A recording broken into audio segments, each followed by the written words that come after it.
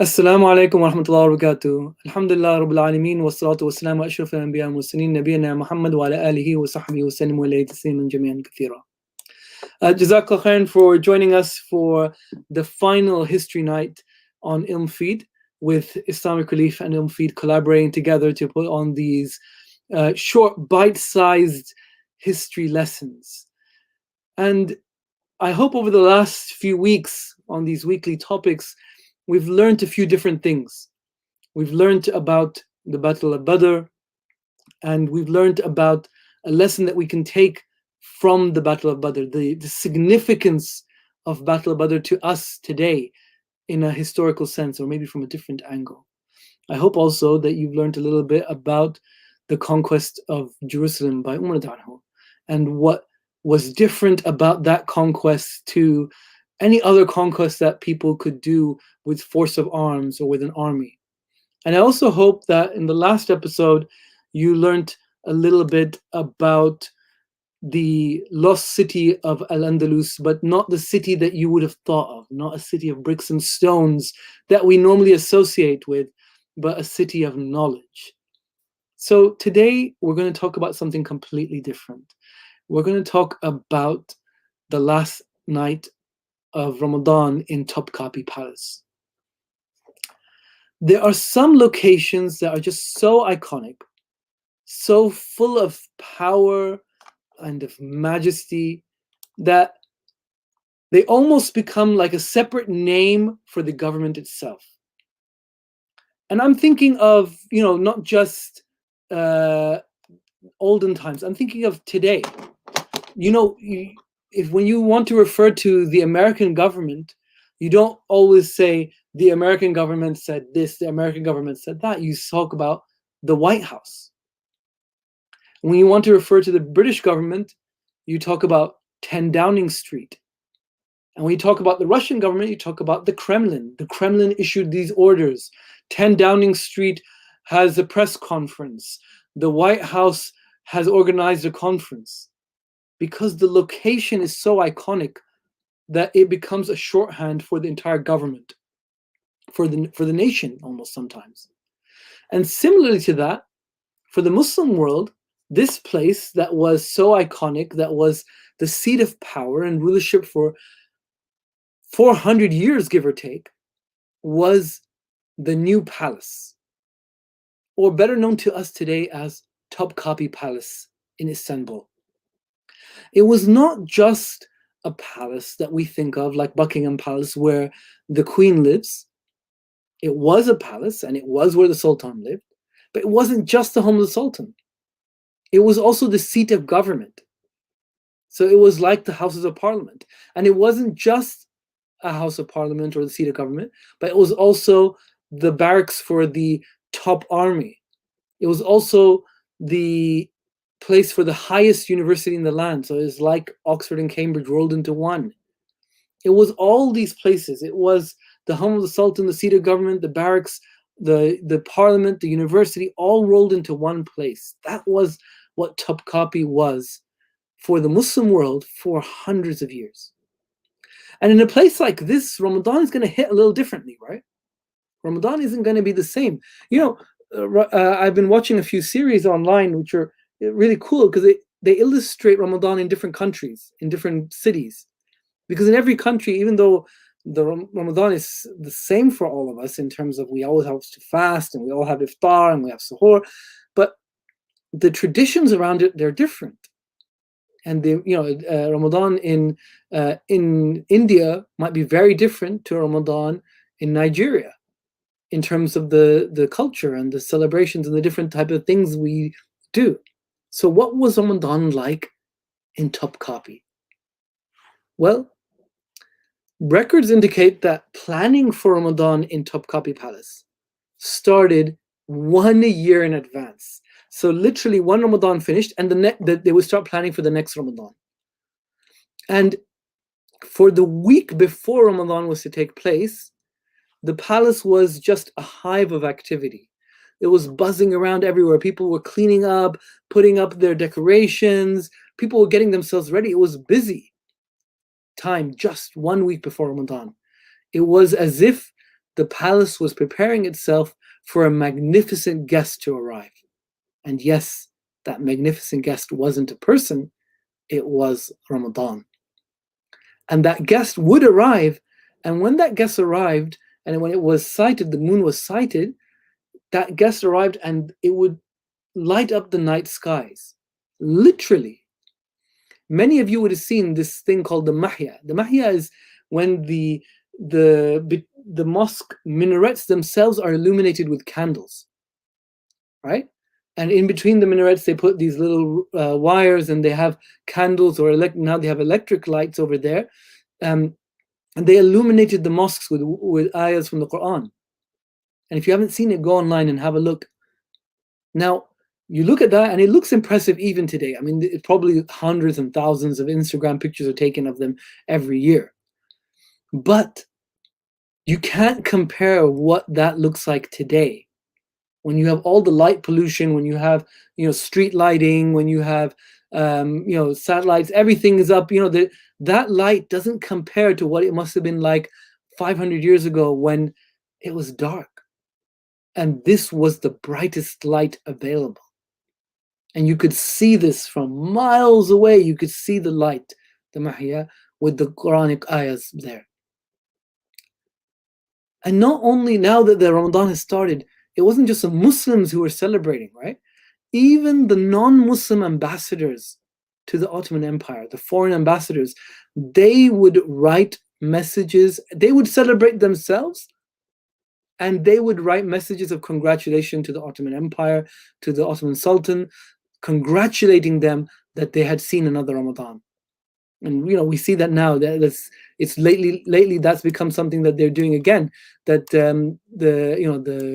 even the president and the prime minister will congratulate Muslims that happy Ramadan, and they'll try to say again.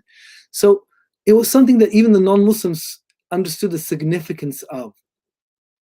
At the same time, in the empire, there was lots of changes taking place. So, for starters, no non-Muslim ambassador was allowed to enter the Topkapi Palace during Ramadan. Although I'm not sure what the reason for this was. I mean, I think this was a little bit OTT, that they were trying to show their holiness by they're saying we're not even going to associate with non-Muslims during Ramadan. I don't think there's any evidence that that's particularly holy in any way.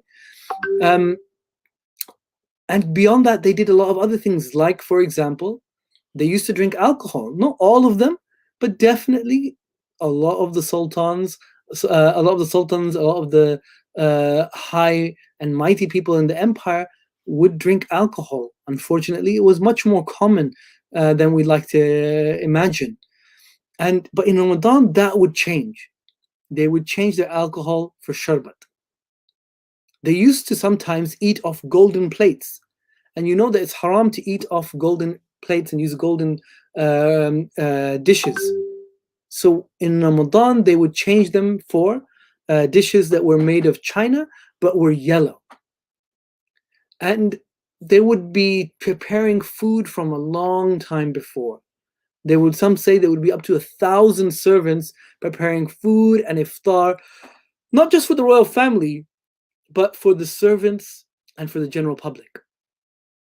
And the cannons would announce the start of the fast.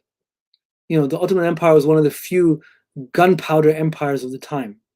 So they would have a cannon, because you could hear it from miles away, that announce the start of the fast, and it would also announce the time to break the fast.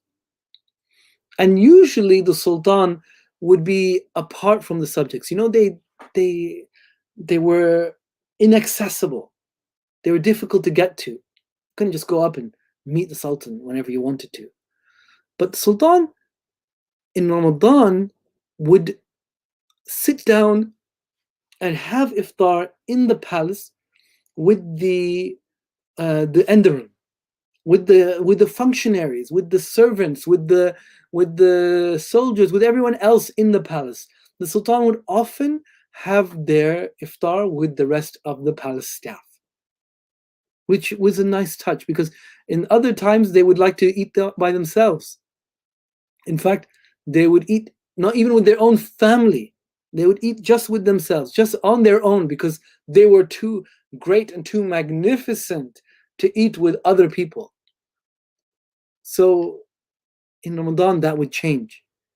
They would eat with other people, they would eat with the palace staff, everyone would break their fast together. And if you want to know how important they took this, if you ever get a chance to go to Topkapi, you will find that in the inner layer, inner sanctum area of Topkapi, in an area which looks out over the city, which has a really beautiful view over Istanbul, there is a golden dome, small golden dome, called the Iftar Pavilion. And that was made by Sultan Ibrahim because he really wanted to, when it was the summer months, have his iftar under there with everyone else around him. So, that's one of the really amazing parts of the Topkapi tour. And when you go there, you realize that they literally built this for iftar. That's how importantly they took it. It was the Iftar Pavilion. For iftar, on those days, they would take it there. And iftar would be, there would be different types of food that they would have in iftar. They would have soups, and they have different types of, there are special dishes that were made just for iftar. They would break their iftar with zamzam, which, today it's easy to get zamzam. You just go to your local Islamic store, Muslim store, or you can, bring back liters from Mecca and Medina on the airplane. You're allowed 10 liters each. But those days, getting zamzam was difficult business. So they had zamzam, but they would break their iftar with zamzam. And then after they would have their iftar, they would have a break, then they would have a little pray, then they'd have a little bit of a meal, then they'd have a break, then they'd have dessert. And after all, dessert, and they took the dessert, by the way, very seriously, right? Not like us. I mean, we like our dessert, and I know we all love our Turkish delight, and we all love our kunafa and all these other things. But this is how seriously they took the dessert. They would have a baklava parade, a specific baklava parade. So an entire kitchen was made just for their dessert. So they wouldn't have their dessert cooked in the same kitchen as all their other food. Not like us, they would have a dessert kitchen, and that dessert kitchen would make the most amazing baklava. And that baklava was given to who? It was given to the Janissaries. The Janissaries were the elite force of the Ottoman Empire. So they were given these baklava, and if they took that baklava, it was a sign that they were happy with the government, they were happy with the Sultan, and things were good. And if they refused to take the baklava, then it was a sign that something was very deeply wrong in the empire, and the Sultan would have to have a meeting, and they would have to work out what the problem is. Usually they need to give more money to keep them happy. So it was very serious business. After they ate, then it would begin talks. They would have Islamic talks and lessons and debates on tafsir of Quran until the late evening. And the talks would often revolve around lessons in leadership, because this is them teaching the Sultan how to be a good Sultan, how to be a good ruler, how to not be a tyrant, how to be just. So they would teach him by giving tafsir from the Quran, lessons that were particularly relevant to the Sultan. Imagine doing that these days. You would do that, and God knows whether you would keep your head on your neck. So they would have lessons, they would have talks, and then after that they would have two different types of tarawih. There would be a short tarawih that would be done for those who are young, the younger children in the Ottoman palace, in the Topkapi palace, and for those who are very busy and had to go to other business. And there would be a longer tarawih called the Endurun tarawih, and this tarawih would be done to try and finish the Quran during the month of Ramadan. And this is the tarawih that the Sultan and the Walid Sultan and the rest of the royal family would go to. The way that the atmosphere, if I could just tell you, the atmosphere in the palace at the time of Ramadan was best described by one of the princesses themselves. And she said that you would think that it was another mosque. Everyone was there spending their time praying and worshiping and reading Quran. It was just everyone was geared towards one thing, trying to do as much ibadah as possible. But Ramadan was about much more than just personal indulgence, personal piety. It was a time to look after other people as well. It was a time to think about how others were doing. This is not just Ramadan in any household, right? This is Ramadan in the palace that rules the world, rules the Muslim world. So just before Ramadan started, the government will publicize an official announcement of admonitions, of do's and do nots, reminders. This is Ramadan now. This is Ramadan, and you need to do things properly. So the people were reminded what to do and what not to do in Ramadan. And the government was keen to make sure that they preserved the welfare of the people, the safety of the people. The cleanliness of the houses and the streets were important. They were emphasized to be extra careful to show respect to women in the shops or in the streets. People were warned that the Sultan might turn up in disguise, so be careful not to raise your prices. The Grand Vizier would leave the door of his home open, as well as other functionaries. They would open the door of their houses. They had grand palaces. And when someone has a palace, what do, right? The minute you have a nice house, the first thing you do is you get a good lock on that door. You don't want people coming in, right? And then you get a nice driveway and you put a nice fence up. And if you've got an even nicer palace, then you put guards and so on and so forth, right? Because the last thing you want is people coming into your palace. You built it. You don't want them touching and making it messy and dirty. Can you walk into Buckingham Palace right now if you wanted to? Can you walk into the White House? No, you got to take a ticket and so on and so forth. And that's those. Imagine palaces in the Muslim world. Are you able to walk into any of those? You don't even know they exist. But they would open their doors. The poor were welcomed in. They could get food. They would listen to Quran recitation. They would listen to tafsir, and they could take gifts. They were given gifts. In fact, it's well known that some of the viziers would invite the poor in, and they would serve them pilau, which is like a biryani, which is like a kabsa, like a pilau, with chickpeas in it. But the chickpeas were not all chickpeas. Many of the chickpeas were made of gold. And so if the poor person was eating and they found a chickpea that was made of gold, then they could keep that gold. It was a way of giving sadaqah without even knowing who you're giving it to the poor, without anyone even having to notice. You just take a chickpea out and you put it in your pocket because it's actually made of gold. And which tells me, like, subhanAllah, they must have, when they're eating their iftar, they probably ate not like us, because to us, we inhale that stuff. If it's gold or diamonds or, it doesn't matter. It'll go in from my mouth. I won't even be examining it to see whether it's a chickpea, right? And another way that they used to do it was they used to have a charity stones. There would be a stone pillar and there would be a bowl on there. And the people who would be going in, if you have extra money, you put it in there. And if you have less money, you take it from there. That way, the person giving and the person receiving don't know each other. These were the traditions. But there was one special tradition. And that was the Huzuru Humayun. What is the Huzuru Humayun? My Turkish pronunciation is terrible, so if you're Turkish, please forgive me. And the Huzuru Humayun was on the 15th of Ramadan. On the 15th of Ramadan, the Sultan would send out invitations to the elite of the empire. This is not an invitation to the royal family. This is not an invitation to the Grand Vizier. These are the people who did the best job for the last year. These are the people who did the best achievements, who are worthy of mention. Literally the best of the best, the creme de la creme, for whatever reason. And these people would get a special handwritten invitation inviting them to come to Topkapi Palace at a certain time on the 15th of Ramadan, and they would gather, right? Not many, very few people. And they would gather outside the apartment of the sacred relics. Because in Topkapi Palace, you have treasures that the eye cannot understand or behold. These are not treasures like what we might think of, gold and silver and emeralds the size of your fist. No, they had that already. But in the palace, they also had the hair of the Prophet ﷺ.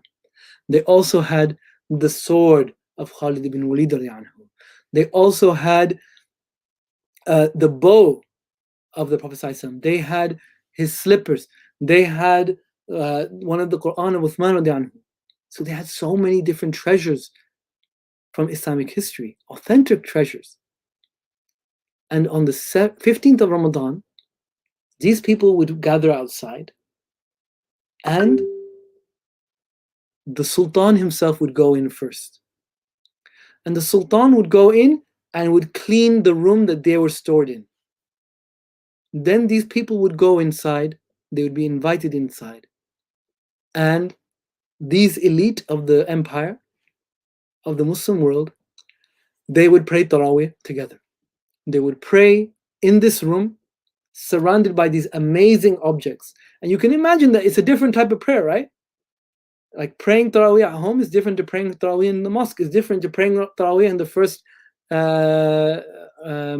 first row, which is different to praying Taraweeh in a place where you are surrounded by literally the artifacts belonging to our Prophet ﷺ. So they used to pray in that room. They used to pray Taraweeh, they used to do dua, and then after dua, then they'd be each given a memento. So in the apartment of sacred relics, they have the Prophet ﷺ's cloak, his mantle. The Prophet ﷺ used to wear a mantle, and this mantle was in the apartment of sacred relics. They would open it up and take a handkerchief or a piece of cloth, and they would rub it on the cloak, cleaning the cloak, removing any dust from it, and the people who came, they could keep one of those handkerchiefs as a special memento, a special token, and then they would go on their way. Finally, on the Laylatul Qadr, or the 27th night at least, the Sultan would go and pray in the Hagia Sophia, because the Hagia Sophia, there are many imperial grand mosques, and the Sultan would go during Ramadan to many of the different grand mosques, but the 27th night was for the Hagia Sophia, because the Hagia Sophia is very special for the Muslims, for the Muslim world. And the Sultan would go to the Hagia Sophia mosque. It was right next to Topkapi Palace as well, and there it would be so brightly lit that one historian said that it was as if a meteor had fell from the heavens to the earth. The Hagia Sophia would be that bright, and all the great and the good of the Muslim ummah, or at least the Ottoman Empire, would gather there for Taraweeh that night, and to pray and to make dua and to ask Allah subhanahu wa ta'ala for his forgiveness. That's how we would like to remember things, right? Like they were in the good old days. We would like to remember it like when we were kings and queens, sultans and sultanas, and how when we competed with each other for doing good and being beneficial, when we were powerful, when we were rich. But things change. And over the years, cracks began to appear. Those cracks become larger with time, and eventually they turn into chasms, and finally the empire itself starts to split apart. Instead of being feared as the greatest empire in the world, the Ottoman Empire had become the sick man of Europe. And the problem is, when people are sick, they tend to make things worse for themselves. And that's exactly what the Young Turks did. They got rid of their Sultan, Sultan Abdul Hamid II, the first Sultan in many generations who was changing things around, a Sultan who was very intelligent, who was wise, who was balancing the books. Yes, he had failings, and yes, he made mistakes. Who doesn't? But he was the single best chance, agreed by Muslim and non-Muslim historians, of reviving the empire, and the Young Turks themselves got rid of him. They deposed him, and instead they replaced him with his decrepit half-brother Muhammad Rashad. a puppet in their hands. That's what they wanted, and that's what they got. So now the sick man of Europe was ruled by a sick man. And by 1918, just over 103 years ago from now, the empire was completely different to what it was when I was talking about it earlier. It was not only sick, it was dying. The Young Turks had dragged the empire into a world war, World War I, a world war that I had nothing to do with. It was a war between three cousins, a war between Russia, France, and Britain against Germany and Prussia and the Habsburg Empire, the Austro-Hungarian Empire. Where does Turkey come into it? Where does the Ottoman Empire, where do the Muslims come into it? But the Young Turks had dragged them into a world war that they had nothing to do with. And now they were losing that war. And they weren't just losing, they were losing on all fronts. They had lost Mecca and Medina, then they lost Jerusalem. They had lost the Central Asian republics. They had lost the Caucasus. They had lost North Africa. They had lost their European positions in Bosnia and so on. They were losing and losing and losing. And Ramadan, when it rolled around, was hunger. Not just because of Ramadan, but because there was lack of food. People were starving. It was sad. Not because they were just losing their empire, because around every table they had lost loved ones. Hundreds of thousands of people had died in pointless battles. Fathers, sons, uncles, relatives, all gone. Entire generations wiped out. And refugees were pouring in, money was pouring out. It was a horrible time, a time of darkness, a time of starvation, a time of defeat. So Ramadan, when it rolled around in July 1918, was not celebrated like you and I remembered what we were just talking about. In fact, all that pomp and circumstance was gone. All those traditions were gone. All that indurun iftar, all that, giving money to the poor, all that, opening up the palaces, everything was gone. Topkapi was abandoned because they were now living in the European, Art Nouveau Dolmabahce palace. Topkapi was empty. All those traditions were gone. But there was one tradition that survived, and that was the Huzur Humayun. The tradition of the 15th of Ramadan. That was the last tradition that survived.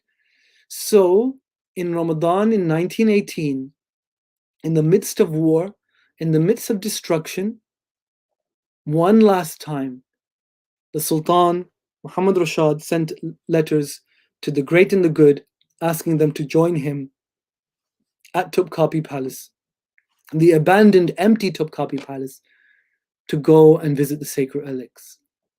So those that were left came and they gathered outside.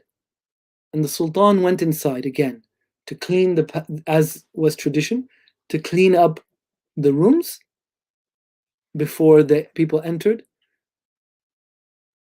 And then he didn't come out. The people waited. And he still didn't come out. They waited again and longer, but he still didn't come out. Eventually they became worried. So they opened the door against all protocol. They weren't supposed to do this. They were not allowed to enter until the Sultan said they could. But they became worried because it'd become hours now and nothing was happening. He wasn't coming out. Then they opened the door and they went in and they found the Sultan, Muhammad Rashad, on the floor near the Prophet ﷺ's cloak, asleep with his hand outstretched like a baby. He was broken, he was tired, he was defeated, and he was sick. He was too ill to even get up and open the door for them. And in a last act of desperation, he fell asleep at the feet of the Prophet ﷺ's cloak. The people picked him up and they went home. Within a few weeks, the Sultan would be dead. Within a few months, the Ottoman Empire would have been collapsed and destroyed. So, what does this have to do with you? Because you're listening to this and you're saying, why did I tell you that story? Did I tell you to depress you? Why did I tell you the story and just take you on a roller coaster ride to say, wow, we were amazing. Now look at us, we were not amazing. No, I'm not here just to tell a story. I'm here to tell you something that hopefully you can take a lesson from. So what's the lesson?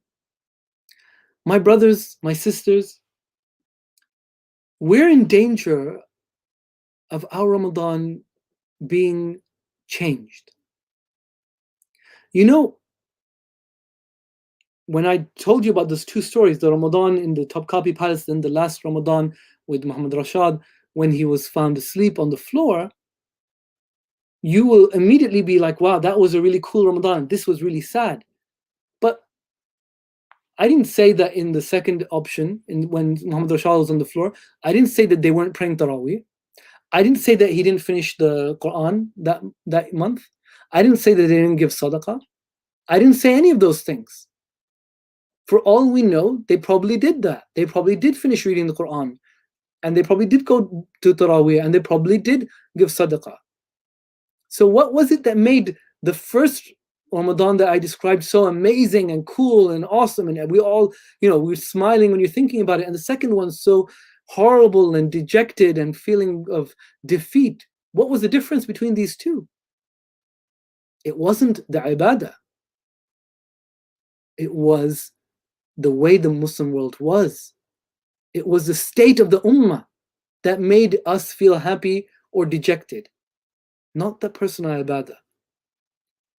And that's what the lesson I want to bring across today. Nowadays, for a lot of us, Ramadan is being shifted into all about me, me, me. Not me as in gaining more wealth. Not me as in, how can I get more rich or powerful? But me as in, it's about my ibadah. When you're getting the WhatsApp messages, when you're getting the social media feed, when you're getting reminders, I guarantee you every single one of them will be about what? This is how you can read more Quran. This is how you can increase the amount of time you are praying at night.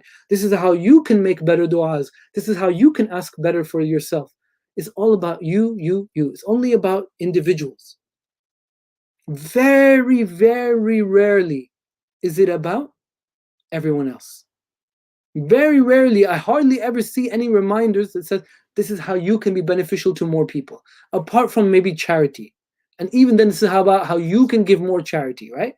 This is about how you can make sure you catch the last 10 nights so you can give the automated charity, not about how that charity is best for other people. It's mostly about us. It's mostly about individualism. And we need to change that. Yes, personal ibadah is good, it's important, it's encouraged. But ibadah cannot be limited to you and only about you. It cannot be selfish. It has to be about everyone else. It has to be about building a better world. It has to be about helping the community. It has to be about reuniting our ummah and building a community like in the first Ramadan and not like the second. So ask yourself, brothers and sisters, ask yourself, are you like that mighty sultan under whose shade others are safe, others are protected, others can grow? Or are you like the weak sultan, too weak to carry your own burdens, let alone anyone else's? Are you like the weak sultan, too frail to be able to be the last line of defense for anyone else who doesn't have a defender?